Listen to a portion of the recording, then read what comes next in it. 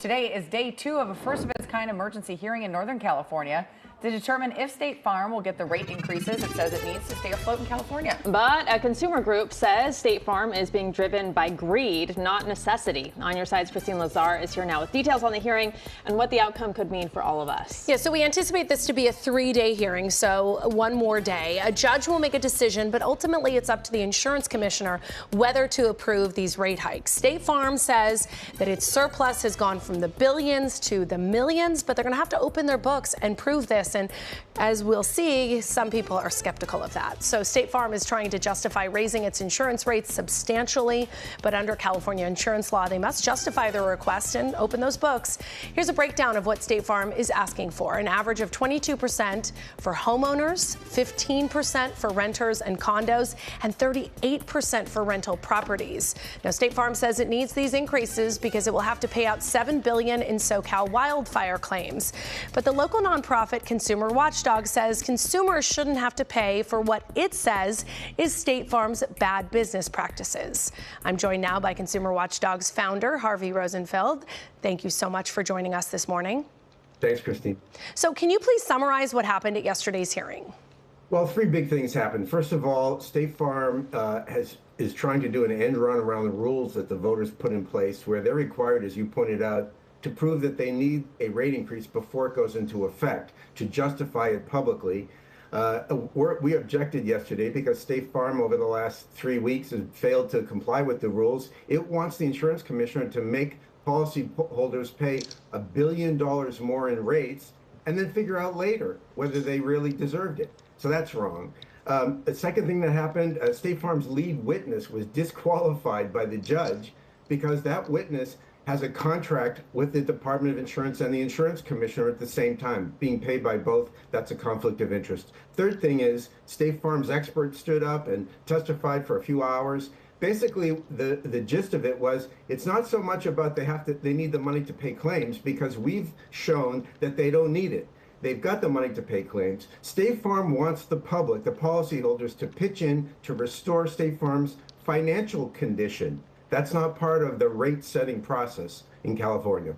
So let's say a judge approves this rate hike. Do you think the commissioner will sign off on it?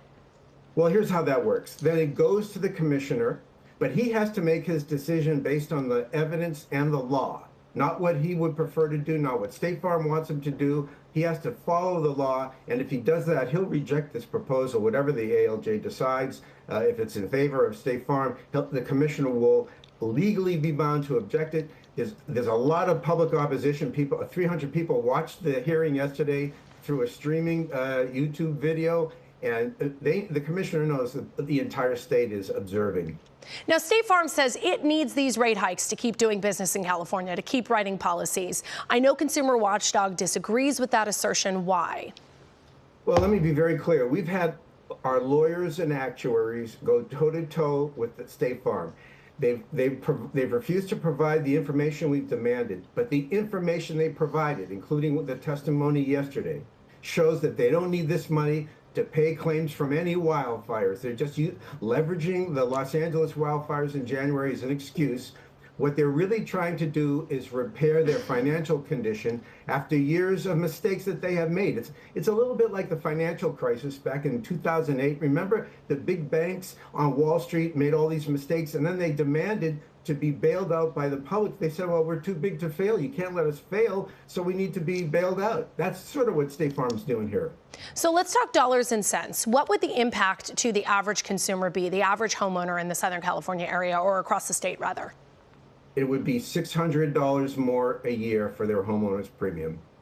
And that would be every State Farm customer, not just those who live in fire-prone areas. Every State Farm customer. That's an average. For some people, it could be more. Other people could be less. The bottom line is nobody in this state can afford, given the economy we have right now, can afford to pay another $600. And we're talking about, Kristine, we're talking about 1 out of every 5 policyholders in the state are State Farm policyholders. So that's a huge State Farm tax on the people of California. And just real quick, Harvey, in closing, do you think if State Farm does get this rate increase that we'll see other insurers ask for such hefty increases as well? I don't think so. If the other companies have been getting billions of dollars in rate increases approved over the last few years, they're entitled under Proposition 103. They're entitled to get every penny they can show they need, and they are getting it. It's just they're not allowed to engage in price gouging. All right, Harvey, thank you so much for that information, and thank you for joining us this morning. Thank you.